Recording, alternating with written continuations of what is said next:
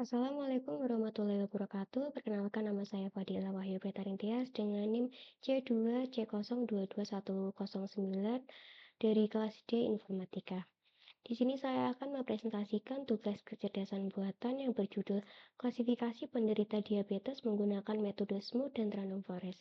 Apa itu metode Smoot? Metode Smoot adalah metode untuk mengatasi data imbalance dan Random Forest untuk membuat modelnya.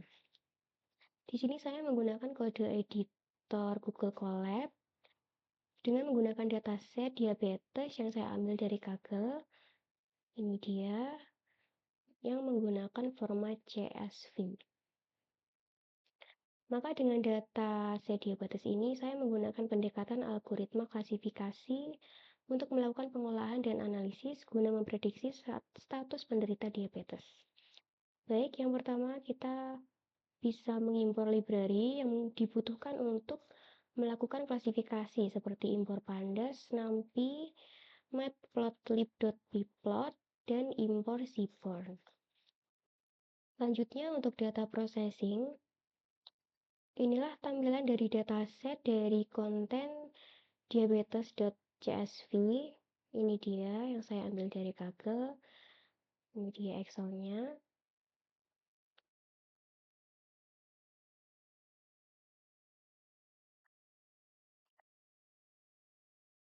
Lalu terdapat 9 fitur dan akan mengklasifikasi outcome sebagai hasil akhir. Fitur-fitur tersebut yaitu terdapat pregnancies, glukosa, blood pressure, skin thickness, insulin, BMI, diabetes pedigree function, age, dan outcome atau hasil akhir.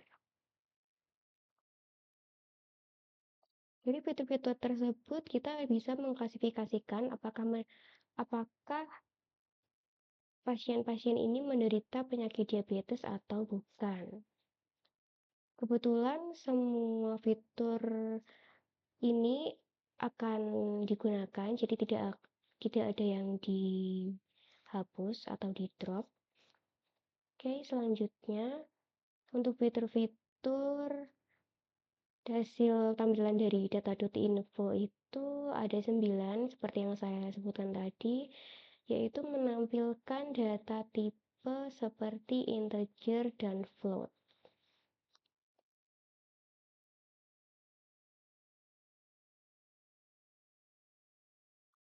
Oke, untuk analisis statistik deskriptif, ini adalah tampilannya dari data.describe. Kita di sini bisa melihat rata-rata, standar deviasi, dan juga kuartal data seperti 25%, 50%, 75%, nilai minimal, dan nilai maksimal.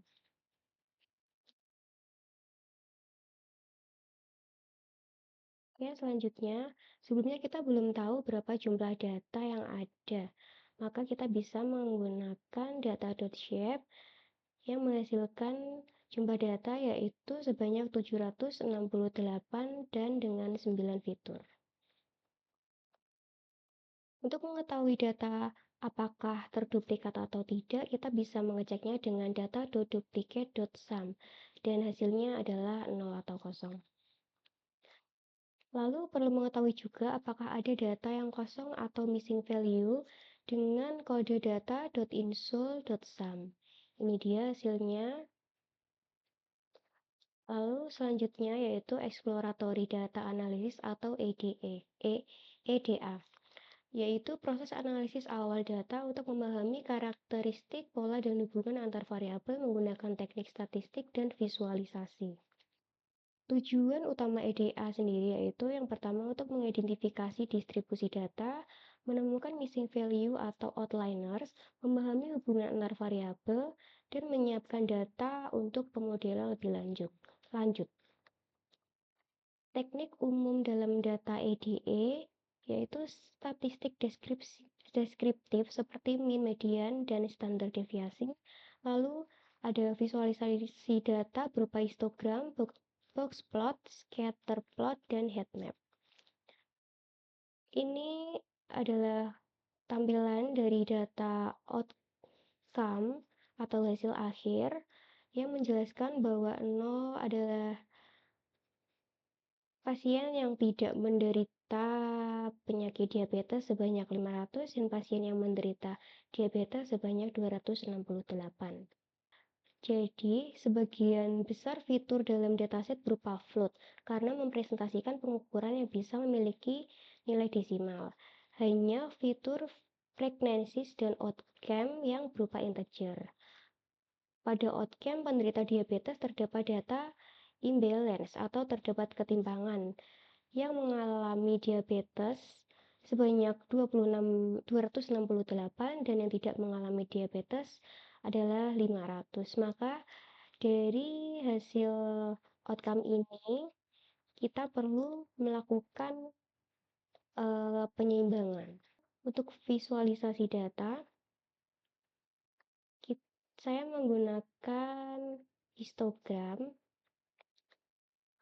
Sumbu X yang mewakili nilai glukosa, sedangkan sumbu Y yang mewakili frekuensi. Terlihat bahwa sebagian besar data berada di rentang 100 sampai 150, menunjukkan kebanyakan individu memiliki kadar glukosa yang lebih tinggi dari rata-ratanya. Lalu selanjutnya untuk perbandingan BMI atau Body Mass Index antara outcome 0 dan 1. Ini membandingkan indeks massa tubuh atau BMI antara dua kelompok berdasarkan outcome 0 yang tidak diabetes dan 1 yang mengalami diabetes. Pada kedua kelompok ini relatif mirip, tetapi individu dengan outcome 1 memiliki beberapa outliers. Ini dia outlinersnya yang ditemukan pada varian BMI di kisaran nilai yang lebih tinggi. Maka itu mengidentifikasikan bahwa individu dengan diabetes cenderung memiliki BMI yang lebih tinggi dibandingkan mereka yang tidak memiliki diabetes. Oke, selanjutnya yaitu matriks kolerasi. Untuk menghitung matriks kolerasi, ini adalah tampilannya. Jadi kita bisa melihat warna merah menunjukkan korelasi positif yang kuat, sedangkan warna biru menunjukkan korelasi negatif atau lemah. Ini dia bagian merah, karena angka 1 menunjukkan penderita diabetes, warna merah. Sebaliknya dengan warna biru menunjukkan korelasi negatif atau lemah. Oh ya, sebelumnya SMOOTH adalah teknik oversampling yang digunakan untuk menangani dataset tidak seimbang. Oversampling sendiri yaitu menambah jumlah sampel di kelas minoritas. Maka hasil dari kode tersebut menghasilkan jumlah sampel sebelum di oversampling yaitu 768 dan jumlah sampel setelah oversampling yaitu 1000. Jumlah sampel sebelum oversampling 768 bisa kita lihat. Maksud saya adalah jumlah data. Jumlah data tadi 768. Sama ya dengan hasil SMOOTH sebelum di oversampling sama 768. Lalu ini adalah data setelah outcome atau hasil akhirnya di oversampling diseimbangkan, maka hasil dari penderita diabetes 500 dan juga yang tidak diabetes juga 500. Oke, lanjut untuk metode random forest. Random forest untuk membuat model klasifikasi. Jadi hasil dari random forest itu akurasi dari model yang sudah dibuat sebesar 0,78125 atau bisa kita hitung sebesar 78% kemungkinan model yang dibuat. Maka bisa dilihat dari ini adalah hasil confusion matrix. Kita lihat dari presisinya. Presisi yang tidak mengalami diabetes yaitu sebesar 0,81 atau 81%, recall-nya 0,88, F1 score 0,85, supportnya 130. Lalu yang mengalami diabetes, presisinya ada 0,70 atau 70%, recallnya 0,56, F1 score-nya 0,62, lalu supportnya 62. Lalu untuk bagian grid search CV, untuk mencari parameter yang sesuai pada random forest.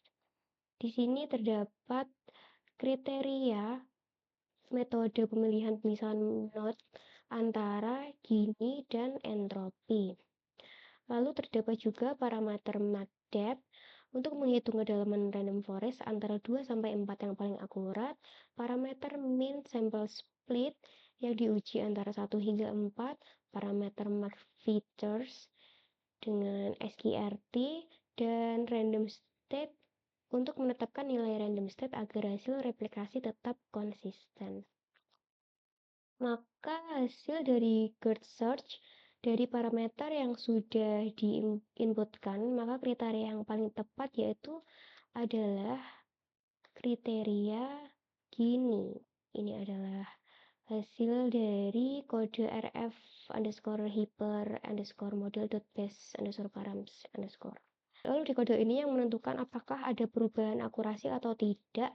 Jadi hasil akurasi model yang pada kode tersebut adalah sebesar 0,7708 atau 78%. Kesimpulan dari dua metode yang saya gunakan, yang pertama yaitu terdapat kelebihan random forest, dapat menangani data dengan banyak fitur. Parameter terbaik random forest dapat didapatkan melalui grid search CV. Lalu kekurangannya, kompleksitas komputasi. Random forest dapat membutuhkan waktu komputasi yang lebih lama dibandingkan dengan algoritma lain, terutama jika dataset besar dan kompleks. Lalu untuk kelebihan smooth-nya sendiri, smooth membantu menyeimbangkan jumlah sampel, menciptakan sampel baru, dan sangat efektif dalam menangani ketidakseimbangan kelas, terutama dalam kasus seperti diagnosis medis. Lalu untuk kekurangannya, potensi overfitting smooth dapat menghasilkan sampel sintesis yang terlalu mirip dengan sampel asli, yang berpotensi menyebabkan overfitting pada data training. Lalu hasil evaluasi model menggunakan confusion matrix dan classification report menunjukkan bahwa model memiliki performa yang baik dalam memprediksi kedua kelas dengan nilai precision, recall, dan F1 score yang relatif tinggi. Untuk hasil akurasi, menurut saya evaluasinya itu terdapat penurunan akurasi dari 78 ke 77%. Meskipun tujuan dari hiperparameter tuning atau penyetelan hiperparameter adalah untuk meningkatkan kinerja model, terkadang dapat terjadi penurunan akurasi. Berikut beberapa alasan yang mungkin menyebabkan terjadinya penurunan tersebut. Yang pertama yaitu overfitting pada data training, ruang pencarian hiperparameter yang terbatas, variabilitas data, dan randomness dalam algoritma. Maka simpulan dari penyakit diabetes ini, beberapa fitur yang dapat menyebabkan pasien menderita diabetes, ada 3 fitur utama yang memiliki pengaruh besar dalam mendeteksi kemungkinan seseorang terkena diabetes, yaitu yang pertama adalah pregnancies atau kehamilan, lalu kadar glukosa darah atau glukose, dan tekanan darah atau blood pressure. Untuk penjelasannya, kenapa ketiga fitur ini dapat menyebabkan kemungkinan besar seseorang menderita diabetes, karena ketika kehamilan, wanita dengan keadaan riwayat kehamilan yang lebih banyak berisiko lebih tinggi mengalami diabetes, yang dapat berkembang menjadi diabetes tipe 2 di kemudian hari. Lalu untuk glukosa darah, kadar glukosa darah yang tinggi merupakan indikator utama diabetes. Jika tubuh tidak dapat mengatur glukosa dengan baik, maka resistensi insulin atau gangguan produksi insulin dapat menyebabkan diabetes. Lalu yang ketiga, yaitu tekanan darah atau blood pressure. Hipertensi tekanan darah tinggi dapat merusak pembuluh darah dan mengganggu metabolisme insulin, meningkatkan risiko resistensi insulin, dan diabetes tipe 2. Sekian mungkin itu presentasi dari saya. Terima kasih. Mohon maaf apabila ada kesalahan kata atau penjelasan yang kurang. Terima kasih. Wassalamualaikum warahmatullahi wabarakatuh.